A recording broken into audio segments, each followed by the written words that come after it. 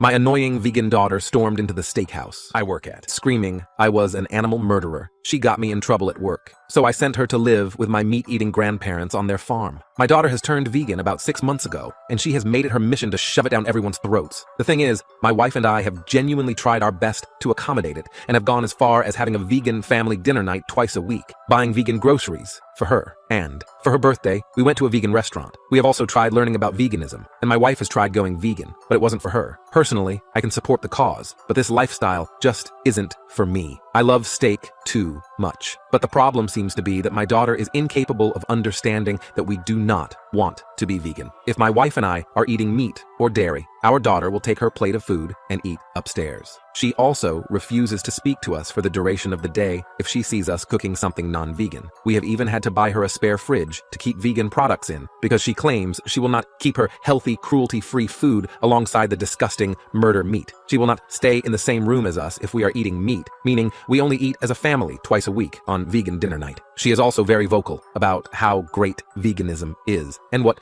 cruel animal colors my wife and I are. We have tried to talk to her a few times gently about her behavior, but each time she says she just cared about animals. The main argument my daughter and I are having right now is the fact that I work in a steakhouse, and she let me know this was a problem very early on in her vegan journey. I told her I was sorry, but I had been working in that steakhouse for a decade and have built up a very secure job with pretty good financial stability. I also absolutely love steak, and every now and again my job will allow me to bring home a steak at the end of the day for dinner. My daughter has seen me enjoy this steak many times, and it drives her crazy each time. Well, about 2 weeks ago, I brought home a steak and was having it with dinner, and my daughter, upon seeing it, said the next time I do this, she will boycott the restaurant. I laughed, thinking it was a joke, but she went upstairs not saying anything else. I honestly forgot that conversation even happened, and 2 days ago, I brought home steak again. My daughter didn't say anything, but it's now clear she was planning something. The very next day, which was yesterday, she stormed into the restaurant with a huge sign demanding to shut down this steakhouse for animal cruelty. When the manager tried to tell her to leave, she started recording the entire thing and called out specifically for me, telling me she is ashamed of me for supporting the culling of animals. She stayed in the restaurant for about 20 minutes, screaming and yelling about animal cruelty and how veganism is the way forward, distracting the customers, which led to a few of them leaving. I was reprimanded heavily in the office after this and was told if another incident like that happens, I will be fired. I was so embarrassed, even ashamed of my own daughter, but mostly angry. I came home and got into a huge argument with her about it, calling her disrespectful and entitled and that she could have gotten me fired. She retorted back saying that maybe I should get fired from that slaughterhouse. I told her that the slaughterhouse is what puts food on the table for her. We ended up getting nowhere with the conversation, but when dinner came around, it happened to be family vegan night. My daughter came down excited for the food, not paying any attention to our interaction earlier and acting like nothing was wrong. She was very surprised to see an 8-ounce steak on all of our plates, including hers. So upon coming downstairs and seeing a juicy and mouth-watering 8-ounce ribeye steak cooked to medium rare perfection, my daughter asked me what this was. My wife and I responded that this was just a little replacement for family vegan dinner night, as we all thought it would be best for her to learn that respect goes both ways. We told her that she will show us the respect we have shown her and respect our choices. She did not take this lightly, however, and when I held the plate with the steak out for her, she literally backed away and gasped, like she had just seen a ghost. I told her to come around and eat the steak. I told her that this steak was good and the cow did not die in vain. She ended up screaming how we are awful human beings and whipped her phone out to take pictures of my wife and I eating steak, acting like we are some criminals. My wife and I did not hesitate to pose for the camera, however, which made my daughter very angry as she asked us how we could eat our own. My wife then made a joke, saying, "Are you calling me a cow? Don't be fat-phobic, darling." I chimed in with, "The only thing that's fat here is this steak. Look at how thick it is. It's too good, you should really try some." My wife and I's sarcastic ways were getting on our daughter's nerves way too much by this point, and seeing us make fun of the cause she was fighting for made her go berserk. She broke down and started crying, and my wife was going to go and comfort her. But before she could even stand up from her seat, our daughter went into a rage and opened our fridge. She put on some gloves and started removing every single meat and dairy product and started throwing it in the bin. When she started doing this, my wife grabbed her hands and got her to stop. And at this action, our daughter tried to literally bite my wife's hand. I felt perplexed watching this because I wanted to physically restrain her, but I could not bring myself to use any sort of force against my daughter. I opted to go over and instead just hug my daughter as tight as I could, making it so she couldn't do much except hug me back. She tried to claw at me, but I wouldn't let go, and she ended up calming down after a few minutes. When I pulled back, I could see the tears rolling down her cheeks. and I asked her to talk privately for a moment. She said yes, and we went for a walk. During this walk, we discussed everything about her veganism and why she acts so extreme. She ended up telling me that she just really wants a vegan family, and that her best friend is also vegan, and she ended up managing to convert her entire family into veganism, so she wanted to do the same. She just had no idea how to go about it. I told her that I was sorry, but there was no way we were going to do that, and she was going to have to accept it. She ended up saying she was not okay with this and that she is passionate about veganism. She can't see herself living with people who are not vegan and who endorse animal cruelty. The thing is, no amount of trying to convince her that my wife and I do not support animal cruelty got through to her, and a few days later, after seeing my wife and I eating a steak yet again, she asked to move out, despite only being 16. So my wife and I are sending her to my grandparents. We told our Jenna they were vegan. They're absolutely not. And she was thrilled to go live with like-minded people. My grandparents, Grandpa Pete and Grandma Martha, live on a small working farm in rural Wisconsin. They raise chickens, have a couple of cows, and Grandpa Pete still hunts deer every fall. They're the furthest thing from vegan you could imagine. They make their own butter, collect eggs daily, and Grandma Martha's famous venison stew is a family tradition during the holidays. I called them to explain the situation, and they agreed to take Jenna for the summer, thinking it might be good for her to see where food actually comes from. They promised to be gentle with her but honest about their lifestyle. They saw it as an opportunity to help Jenna understand the reality of food production and potentially develop a more balanced perspective. We drove Jenna to the farm last weekend. The 5-hour drive was actually pleasant since Jenna was excited about going to live with fellow vegans. She chatted happily the whole way, making plans for all the vegan cooking she would learn and how she might even start a garden with my grandparents. I felt a little guilty about the deception, but honestly, after the Steakhouse incident, I was at my wit's end. When we arrived, my grandparents greeted us warmly. Grandpa Pete was wearing his usual flannel shirt with a fishing hook pin on the collar. Grandma Martha had just finished baking what I knew was her famous buttermilk biscuits, but she cleverly didn't mention the ingredients when offering them. The farmhouse smelled like it always did.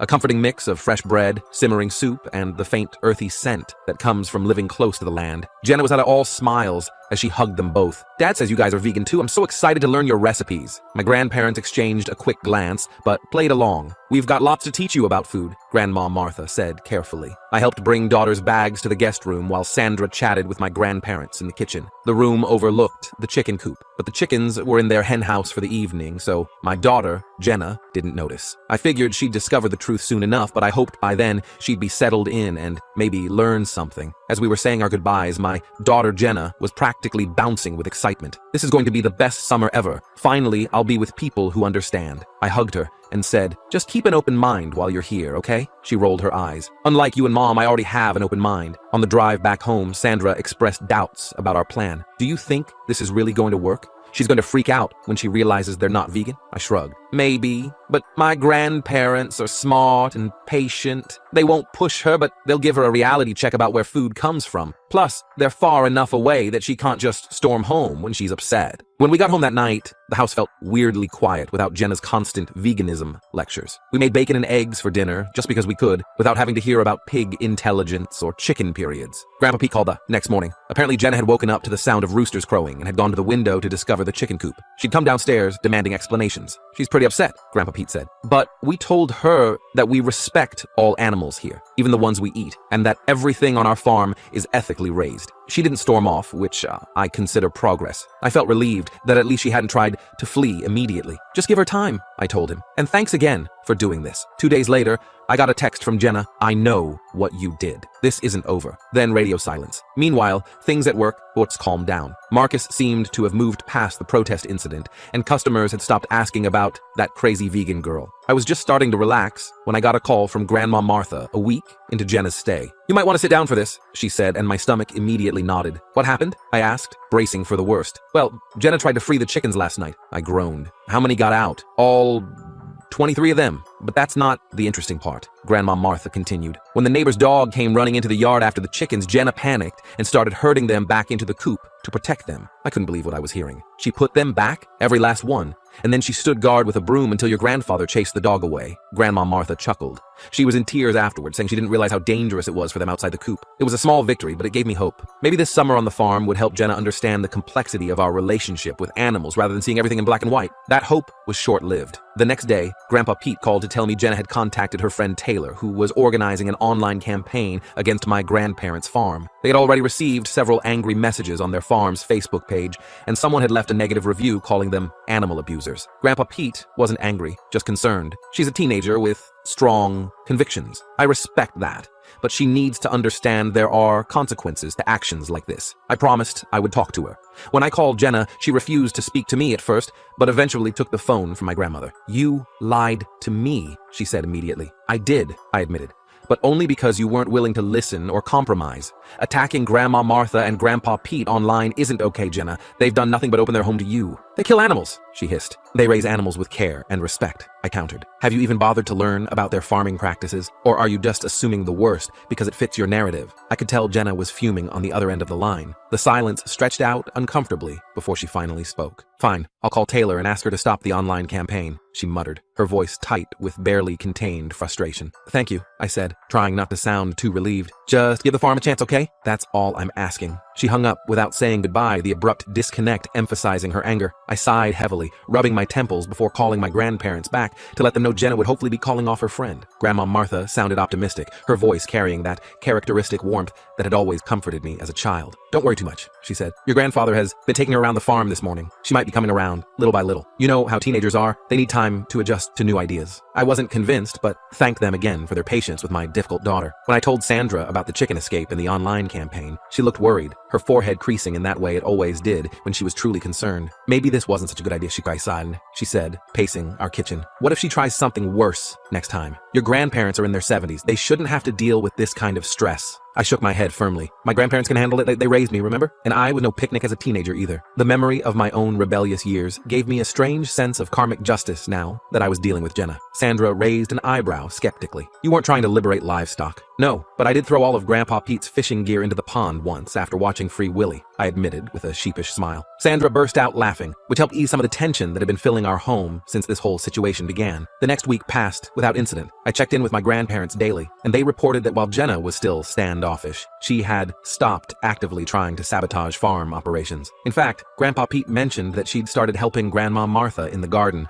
focusing on the vegetables and avoiding anything to do with the animals. It was a small step, but I allowed myself to feel cautiously hopeful. Then came the call I'd been dreading. It was Grandma Martha, and she sounded frazzled, her usually calm voice now high with anxiety. "Jenna's gone," she said without preamble. My heart dropped like a stone. "What? What do you mean, gone?" I felt my chest tighten as worst-case scenarios immediately flooded my mind. "She's not in the house. Pete found her bed empty at Nice's. Boss saw you opening eyes dead and that's not that her backpack is missing. We've looked all over the property. She's nowhere to be found." I immediately thought of the worst scenarios. Jenna alone on the highway trying to hitchhike, or lost in the woods surrounding the farm. Images of news stories about missing teenagers flashed through my mind. "Have you called the police?" I asked, already grabbing my car keys from the hook by the door. "Not yet," Grandma Martha said, her voice steadying somewhat. "We found a note saying she's staying with her friend Taylor's cousin, who apparently lives about 20 miles from here. She left a phone number. We're hoping she's actually there and safe." I was simultaneously relieved and furious. The knot in my stomach loosened slightly, but my anger flared. "Did you call the number?" "Yes, but no answer. Grandpa Pete's driving around looking for her now. He's checking the bus station and Taylor's cousin's place, based on the address we found online. I told Grandma Martha I'd leave work immediately and drive up to help search." After explaining the situation to Marcus, who was surprisingly understanding given the previous drama, I rushed home to pack an overnight bag. Sandra decided to come with me, and we were on the road within an hour, the radio silent as we both sat lost in worried thoughts. During the 5-hour drive, I tried calling the number Jenna had left multiple times. It went straight to voicemail each time, increasing my frustration and concern with every unsuccessful attempt. I also called Taylor's parents, who seemed genuinely surprised and concerned when I explained the situation. They confirmed that Taylor did have a cousin in Wisconsin, but didn't have contact information. They promised to reach out to their extended family and get back to me as soon as possible. "She'll be okay," Sandra kept saying, though I could hear the uncertainty in her voice. "She's smart, even if she's being incredibly foolish right now." When we finally arrived at the farm, Grandpa Pete had just returned from his search empty-handed. He looked exhausted, his normally robust frame seeming smaller as he slumped into his favorite armchair, the worn leather creaking beneath him. "I checked the bus station and asked around town," he said, running a weathered hand through his thinning white hair. "No one's seen her. I drove by the address we found for Taylor's cousin, but no one answered the door." Just as we were discussing whether to call the police, my phone rang. It was an unfamiliar number with the local area code. I answered immediately, my heart pounding. Hello, Mr. Davis? A young woman's voice asked. This is Amanda, Taylor's cousin. Jenna is here with me. The relief was overwhelming, washing through me like a physical sensation. Is she okay? She's fine. She's just, very upset about the farm situation. She showed up on my doorstep this morning, talking about animal rights and exploitation. There was a hint of discomfort in Amanda's voice, suggesting she hadn't expected to be involved in a family dispute. I managed to keep my composure despite wanting to rant about irresponsible teenagers. May I speak with her, please? There was some muffled conversation, and then Jenna came on the line, her voice defensive and challenging. I'm not coming back to the farm, she stated flatly. Jenna, you can't just run away when things don't go your way, I said, trying to keep my voice steady, despite the churning mix of relief and anger I was feeling. That was incredibly dangerous and irresponsible. Do you have any idea how worried your great-grandparents have been? How worried we've been? It's not irresponsible to refuse to participate in animal exploitation, she shot back, that self-righteous tone I'd grown too familiar with lately creeping into her voice. I left a note. I'm safe. I'm not coming back to watch animals being raised for slaughter. I took a deep breath, counting silently to 10 before responding. We'll discuss that later. Right now, I need to come pick you up. Your mom and I are already at the farm. After some back and forth, with Jenna arguing and me trying to remain calm while Sandra whispered suggestions in my ear, Amanda finally gave me her address. She sounded uncomfortable about the whole situation, which gave me hope that she might be a somewhat responsible adult, despite harboring my runaway daughter. Sandra and I drove to the address, which turned out to be a small apartment above a health food store in a nearby town. Amanda, a woman in her mid-20s with dreadlocks and multiple piercings, answered the door looking apologetic, her eyes darting nervously between us. I'm really sorry, she said quietly as she let us inside. Taylor called me freaking out about Jenna being on some meat farm against her will. I didn't realize she had run away from her great-grandparents. I would never have let her stay if I'd known the whole story. Jenna was sitting on the couch, arms crossed tightly across her chest. She had that stubborn look I'd come to know all too well. Chin jutted forward, eyes narrowed, lips pressed in a thin line. What were you thinking? I asked her, keeping my voice controlled but serious. Do you have any idea how worried everyone was? Grandpa Pete has been driving all over looking for you for hours. I left a note, she muttered, looking down at her combat boots. A note, I repeated incredulously. You're 16. You can't just decide to leave when things get uncomfortable. That's not how life works. I'm not going back there, she insisted, finally meeting my gaze with defiance blazing in her eyes. They kill animals. They raise them just to kill them. It's cruel, and I won't be part of it. Sandra stepped in, her voice gentler than mine. Jenna, running away doesn't solve anything. It just creates more problems. Your great-grandparents care about you, and they were terrified something had happened to you. After a lengthy discussion that involved a lot of teenage eye-rolling, dramatic sighs, and tense negotiations, we agreed to get a hotel room for the night instead of returning to the farm immediately. I hoped that giving Jenna some space might make her more willing to talk rationally in the morning, after we'd all had some time to cool down. At the hotel, Sandra and I took turns trying to reason with our daughter. I explained that while we respected her veganism, she needed to respect that others made different choices. Sandra pointed out that my grandparents treated their animals ethically, unlike the factory farms Jenna watched documentaries about. They had space to roam, proper care, and were treated humanely throughout their lives. But they still kill them in the end, Jenna said, tears welling up in her eyes. How is that ethical? They pretend to care about the animals, but they're just raising them to be slaughtered. That's even worse. It's betrayal. I didn't have a perfect answer for that. Life is complicated, Jenna. There's no perfect way to exist in this world without causing some harm. Even plant agriculture causes animal deaths through habitat destruction and pest control. The combines that harvest grain and vegetables kill countless small animals. She looked unconvinced, but at least she was listening, her arms uncrossed for the first time since we found her. That's different, she argued, but with less certainty than before. That's not intentional. It's not the purpose. I know it seems black and white to you right now, Sandra said gently, but most ethical questions exist in shades of gray. Your great-grandparents' farm is nothing like the industrial operations in those documentaries you watch. The next morning, we had breakfast at a cafe that, to Jenna's surprise, had several vegan options. The atmosphere was less tense as we sat by a window overlooking the small town, morning sunlight streaming across our table. As we ate, I proposed a compromise. How about this? I suggested. You come back to the farm, but you don't have to participate in anything involving the animals. You can focus on the vegetable garden, which Grandma Martha says you've been enjoying, and will respect your veganism. No more comments about protein or trying to get you to try the eggs. Jenna pushed her tofu scramble around her plate, considering the offer. And, what about when they kill the chickens? Am I supposed to just ignore that? They won't do that while you're there, I promised, though I wasn't entirely sure if that was true. I'd have to talk to my grandparents. And remember, this is just for the summer. You can handle anything for a few weeks. After much persuasion, Jenna reluctantly agreed to return to the farm under these conditions. When we arrived, my grandparents were understanding, if a bit hurt by Jenna's extreme reaction. affection. Grandpa Pete, especially, seemed wounded by the implication that what he'd done his entire life was cruel. "We've been farming this way for over 50 years, Grandpa Pete told her, his voice gruff but kind. "We respect your different values, but we'd appreciate the same respect in return. We don't force our ways on you, and we'd hope for the same courtesy." Jenna nodded stiffly. The tension was thick, but at least she was willing to stay. I could see her struggle with her principles versus her position as a guest in their home.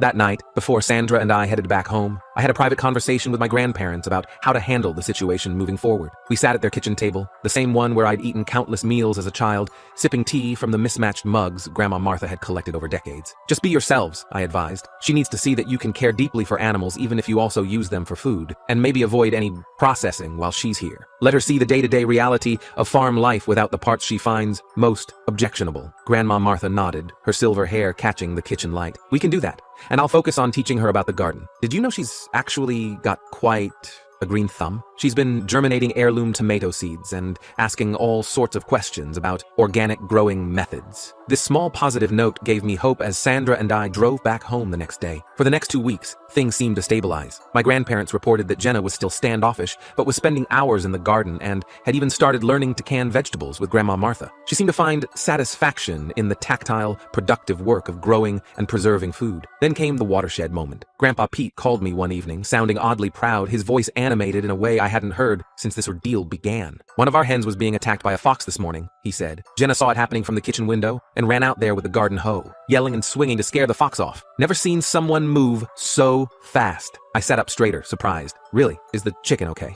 Got a few feathers pulled out, but she'll be fine. Here's the interesting part." Afterward, Jenna asked me if that's why we keep the chickens in the coop, and I explained the whole predator situation. We had a good talk about protection versus imprisonment. I think she's starting to see some nuance. This was the first breakthrough, but not the last. A week later, Grandma Martha called to tell me Jenna had asked to learn more about the vegetable rotation system and why they planted certain crops together. She was genuinely interested in how the farm worked as an ecosystem, how the chickens' manure enriched the soil, and how certain plants protected others from pests naturally. "She's still vegan," Grandma Martha clarified. "Makes her own meals separate from ours, but she stopped giving us death glares when we eat eggs. And yesterday she actually asked me questions about my knitting, wanted to know if the wool came from our neighbor's sheep." Progress was slow but steady. By mid-July, Jenna was helping with more farm chores, including collecting eggs, though she made it clear she was rescuing them, not harvesting them for consumption. She'd even named all the chickens and spent time talking to them, which Grandpa Pete found amusing but endearing. He told me she'd joke about checking them all datao, chatting with the ladies, before heading out to the coop each morning. The real test came when one of the cows, Bessie, developed a serious infection. The vet had to be called, and Jenna watched anxiously as Grandpa Pete and the vet worked together to treat the animal. She stayed by the cow's side for hours, helping to administer medication and offering comfort to the distressed animal. She asked a million questions, Grandpa Pete reported later, about how we care for the animals when they're sick, how much the vet costs, whether we'd still get rid of Bessie if she couldn't produce milk anymore. She seemed surprised by how much we invest in veterinary care. "What did you tell her?" I asked, curious about how he'd navigated this potential minefield. "The truth, that Bessie will live out her days here regardless because she's part of the farm family. Grandma Martha hasn't had the heart to cull an old dairy cow in 30 years. We just let them retire to the back pasture." I showed Jenna old Matilda. She's 12 now and hasn't given milk in 3 years, but she's still grazing happily. This revelation seemed to have a profound effect on Jenna. She started asking more questions about how the farm worked, the economics of small-scale farming, and why my grandparents made the choices they did. Rather than simply condemning, she was trying to understand. I could hear the shift in her voice during our phone calls. Less absolutism, more curiosity. By August, something remarkable happened. Jenna called us one evening, sounding thoughtful and reflective, her voice lacking the defensive edge I'd grown accustomed to. "I've been thinking a lot about food systems," she said without preamble. "I'm still vegan, and I still think it's the best choice for me. But I've realized that Grandma Martha and Grandpa Pete's farm is different from what I saw in those documentaries." "Different how?" I asked cautiously, not wanting to say anything that might make her retreat into her previous rigid stance. "Well, the animals here have good lives. They have space and care and attention. It's not like those horrible factory farms. And Grandma Martha and Grandpa Pete use every part of what they produce. They don't waste anything." She paused, and I could almost hear her organizing her thoughts. "I still don't want to eat animals, but I guess I understand their way better now. It's not as black and white as I thought. It wasn't a complete conversion, but it was a huge shift from her previous black and white thinking. I felt a surge of gratitude for my grandparents and their patient approach. They hadn't tried to change her mind directly. They'd simply lived their values and allowed her to observe. The summer was coming to an end, and we needed to decide about the next school year. Sandra and I drove up to the farm again to discuss the options with Jenna and my grandparents. The farm looked different now, more vibrant somehow, with expanded vegetable beds that Jenna had helped create. To my surprise, Jenna asked if she could stay at the farm until Christmas. Grandma Martha's teaching me about preserving food for winter, and Grandpa Pete said I could expand the vegetable garden next spring if I wanted to. She explained, her eyes bright with enthusiasm I hadn't seen in months. I can do online school, please. I'm learning so much here. My grandparents were amenable to the idea. She's good company, Grandma Martha said, patting Jenna's hand affectionately. And she's teaching us some interesting vegan recipes. Did you know you can make cheese from cashews? It's actually not bad. We agreed to let Jenna stay with regular visits from us and the understanding that she would return home for holidays. As we were leaving, Jenna gave me a genuine hug for the first time in months, her thin arms squeezing tight around my waist. I'm still mad you lied about them being vegan, she whispered, but I'm kind of glad I ended up here.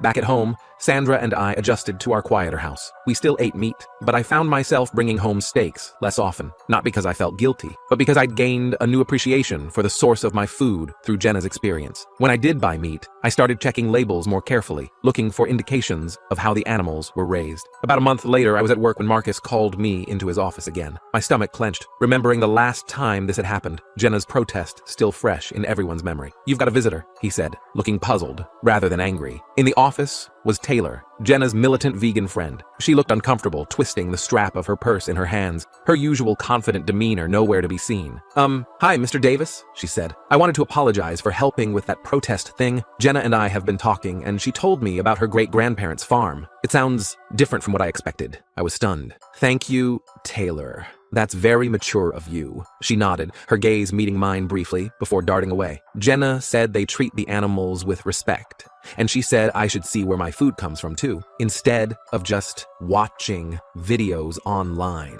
So I was wondering, could I maybe visit her at the farm sometime?" This was an unexpected turn. "I think that could be arranged. I'm sure my grandparents would be happy to have you." After Taylor left, Marcus looked at me with raised eyebrows. "What exactly is happening at this farm of yours? Vegan conversion therapy?" I laughed, shaking my head. "Just some education about where food really comes from, both animal and plant. It's hard to maintain a black and white view when you see the actual complexity up close." The next big surprise came in October. I received a package from Jenna containing jars of homemade tomato sauce, pickled vegetables, and a letter. The vegetables had been grown in the garden she helped tend, and she'd preserved them herself under Grandma Martha's guidance. The jars were neatly labeled in Jenna's handwriting, with dates and ingredients carefully noted. "I'm proud of growing my own food," she wrote. "It feels good to know exactly where it comes from and the work that goes into it. I've been thinking that maybe, instead of protesting steakhouses, I should be promoting small ethical farms like Grandma Martha and Grandpa Pete's. Not everyone will go vegan, but more people might care about where their meat comes from if they understood the difference." This was a profound shift in perspective. Instead of viewing all animal agriculture as evil, Jenna was starting to see the spectrum of practices and focusing on what she could realistically change. The militant absolutism had given way to a more practical, nuanced approach to advocacy. In November, I visited the farm again and was amazed by the transformation in Jenna. She was confident and knowledgeable about the garden, showing me the winter crops she'd planted and explaining the composting system she'd helped improve. She still prepared her own vegan meals, but now she did so alongside Grandma Martha, the two of them chatting comfortably as they worked in the kitchen. "Grandpa Pete's teaching me about the economics of farming," she told me over dinner. "Did you know how hard it is for small farms to compete with big agricultural companies? The profit margins are really small." I hadn't known she had any interest in the business side of farming. "It's tough," I agreed. "That's why so many family farms have disappeared." "Yeah," she said thoughtfully, twirling her fork in a plate of roasted vegetables. "And then, all we have left are those big factory farms that are actually terrible for animals. It's like by trying to boycott all animal products, I might actually be making things worse by hurting the good farms, too." This level of nuanced thinking was miles away from her previous absolutist stance. I glanced at my grandparents, who were beaming with quiet pride. That evening, as Jenna was showing me her plans for the spring garden,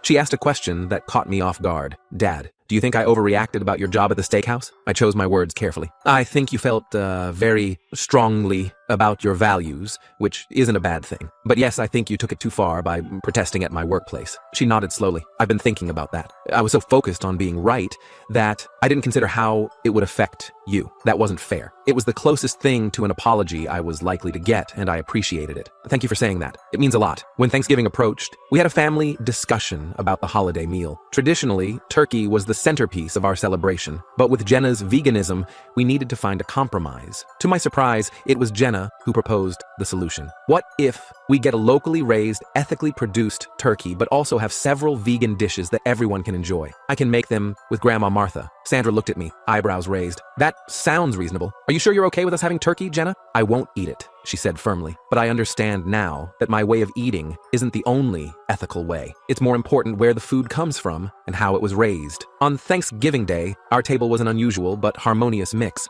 There was a small heritage turkey from a local farm, alongside a colorful array of vegan dishes that Jenna and Grandma Martha had prepared together. Jenna had even made a vegan pumpkin pie that turned out surprisingly delicious. As we sat around the table, I looked at my daughter with pride. She was still vegan, still passionate about animal welfare, but she had developed a more nuanced understanding of food systems and a respect for different approaches to ethical eating. Grandpa Pete raised his glass in a toast to understanding where our food comes from and respecting the many hands that produce it. We all clinked glasses, including Jenna, who added, and to making conscious choices about what we eat, whatever those choices might be. After the meal, as Sandra and I were doing dishes, she nudged me. Your plan kinda worked, huh? She's still vegan, but a much more reasonable one. I nodded, rinsing a plate thoughtfully. I think she needed to see the complexity firsthand. Videos and social media can make everything seem black and white. December brought more progress. Jenna asked if we could purchase a small greenhouse for the backyard at home so she could continue growing some of her own food.